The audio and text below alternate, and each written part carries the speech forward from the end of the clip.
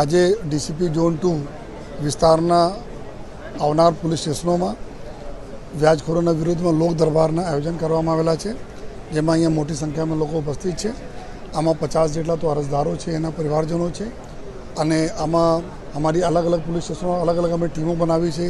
અમારે એના ડી સ્ટાફની ટીમ હોય, અધિકારીઓની ટીમ અલગ અલગ બનાવી તાત્કાલિક એના ઉપર અત્યારે બી કાર્યવાહી ચાલુ કરી દીધા છે।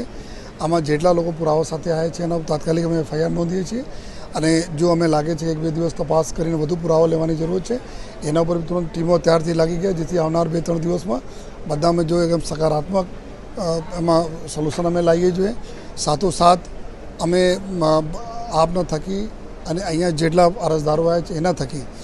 બધા લોકોને અપીલ કરીએ છીએ કે તમે તમારા દોસ્ત યાર મિત્રો આ બધાને બી તમે જાણ કરશો કે કોઈ આ પ્રકારના કોઈ પુરાવા લઈને આવે જેના સાથે બનતા હોય તો અમે લોકો એના ઉપર ગુના દાખલ કરીને તુરંત કાર્યવાહી જેટલા વ્યાજખોરો છે એના વિરુદ્ધ અમે અત્યારે જ ગુના દાખલ કરીએ છીએ અને ગુના દાખલ કરીને એના જેટલા બી જો ચીજો લીધા છે એના બી પરત કરવા માટે, એના સીઝ કરવા માટે, કોર્ટમાં લઈ જવા માટે અમે લોકો કાર્યવાહી કરીએ છીએ।